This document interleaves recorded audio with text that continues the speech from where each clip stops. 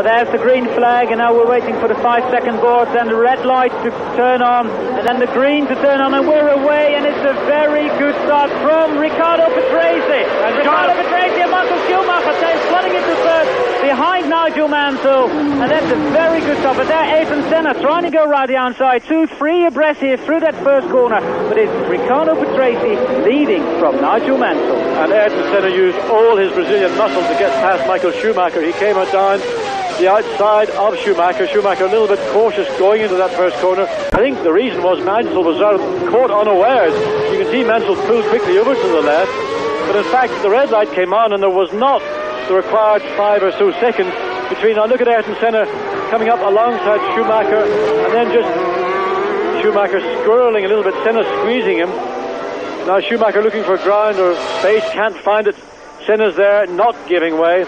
In the meantime, Patrese took the initiative and taken the lead. But here's the point of the race I think is going to be very interesting. Michael Schumacher, you can see him just behind Ayrton Senna. Schumacher beginning to close up on Senna, but Michael Schumacher, I think, will find Ayrton Senna a very tough competitor to pass. Schumacher's car has been quicker down the straight than Senna's car, but that's not going to mean that he's going to get past Senna easily.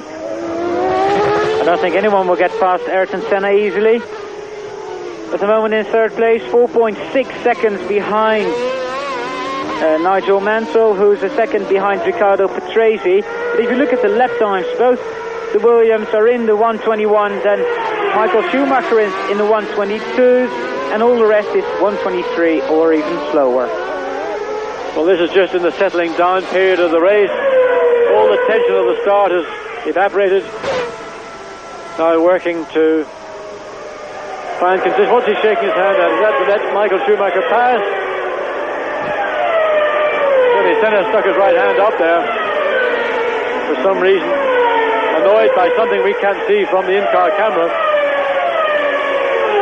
Well, you can see the speed he's going at, and John, this is 6th gear. If we can stay with Senna to go through a lap, because we haven't really had a full lap yet, have we? No, we haven't. Senna now. Schumacher getting closer to him, and of course Schumacher's dragging along Jean Alesi and Martin Brundle, who's on Alesi's gearbox. So it's wrong to say that Senna's holding back the 3 pursuing cars, but now Schumacher right on the gearbox, and Alesi, Ayrton Senna struggling the car. The newness of the tires has evaporated. Schumacher needs to be very careful, because Alesi will snatch that 4th place off him before he has a chance to think about it.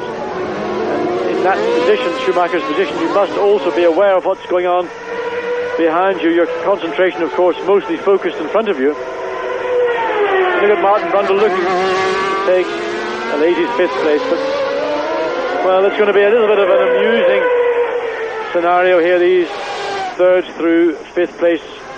Oh, we've got Mansell and Patrese way ahead of everybody else, and Ayrton Senna, but behind Senna is a train of Schumacher, Alesi, Brundle, and even Pierluigi Martini, who's not far behind.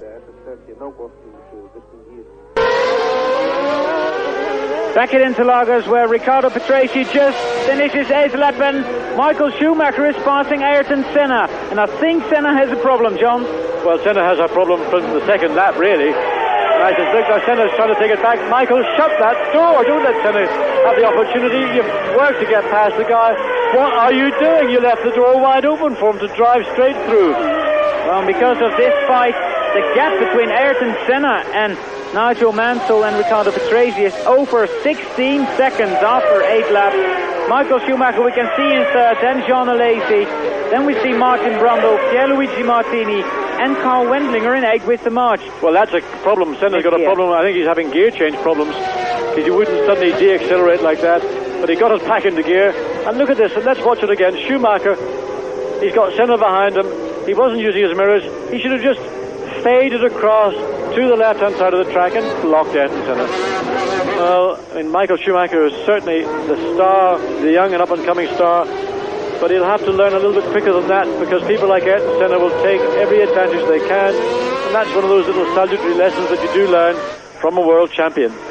And another fastest race lap for Nigel Mansell, now down to a 1:20.604, and he's 0.6 of a second behind teammate Riccardo Patrese, who's led this race from the start. He took the lead into that first corner, and he's held it ever since. But another 15 laps to, well, roughly 15 laps to go to the first tyre stops of the year. And at the speed that Patrese and Mansell are lapping at, they will have lapped the entire field before the race is probably even 3/4 way through. Ayrton Senna managing to hold everybody up to the tune of something like 3.5 seconds a lap slower than the two Williams. Of course, the effect is that now from 14th place up to 3rd place, everybody's covered between car to car by 0.2, 0.5 of a second. A long train, all files behind Ayrton Senna. Michael Schumacher, again, not the part of the circuit you can pass on. And really all Schumacher ought to try to do is around this slow part of the circuit is get himself into position and hope that Senna has a problem or can get onto the pit straight with a little bit of momentum that will carry him up to, now look again, he's trying. Oh, he's going through? No, he's not. You see, you can't really get through there. The straight isn't long enough to enable the acceleration to take him up. And Senna, of course, so experienced and so good. Oh, getting him a defensive driving lesson, I suppose, John. Absolutely. Well, John Alesi holding his own in the Ferrari with a 91 NIS spec engine in 5th place at the moment. Then Martin Brundle, who's in 6th, and there's all this big train. But I mean, no doubt that once Schumacher gets past Senna, he'll run away like him like there's no tomorrow. Yes, of course, all the time. Look at Martin Brundle now having a look at John Alesi. Oh, Martin, oh, that was tight. Could have been left Ferrari and front, Benetton right front. But Martin looked at the end of that lap into the Curva de Senna like he was about to have a go at Alesi, and he confirmed that down the back straight, but not really enough. Alesi, of course, one of the last of the late breakers. Martin just could not get alongside him early enough under braking, had to concede. So Alesi still 5th, Martin Brundle still 6th, but I think Alesi is vulnerable now to Martin Brundle, and as much as Michael Schumacher earlier in the race you saw was vulnerable to John Alesi. Well, Senna on the part of the circuit where Schumacher had a look a lap earlier. Patrese and Mansell already way past start-finish. But there comes Ayrton Senna. 2 left-handers to go, and then he's completed 12 laps out of 71. Now look at Martin Brundle. He's getting into position to pass, or come up to pass John Alesi, up past the pit. Watch him pull out. Can he make it? No, he didn't, but he was close. And Alesi battling really to maintain 5th place. Martin Brundle becoming more and more aggressive. He tries to wrestle away 5th place from John Alesi to get onto the gearbox of his teammate Michael Schumacher, and really that's where he wants to be, because as soon as Schumacher does find a way past Ayrton Senna, then Martin wants to go through in that slipstream.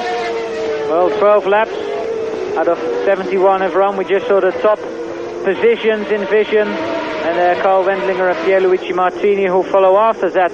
Top 6, Jerry Boutsen, the Cesaris, Capelli and Alboreto, and also Eric Gomez in 13th. They're all part of the Senna train.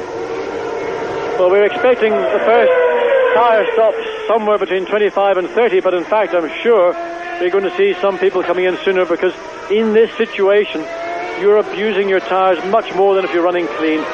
You're having to make compromises on braking, on your line in a corner. Of course, you're being disturbed by the aerodynamic effect of other cars ahead of you, and just generally you don't give the tyre the best kind of day that it would like.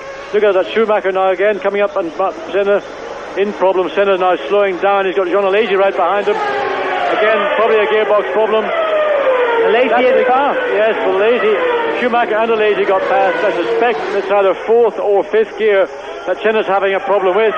We saw Schumacher do overtake Senna 7 or 8 laps ago, but Senna recovered. But now the problem appears to be much more serious.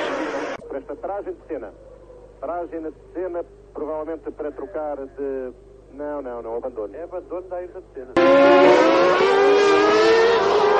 Back here at Interlagos, where Ayrton Senna is out of the 1992 Brazilian Grand Prix, and that is not where, well, 70,000 Brazilians come to watch for.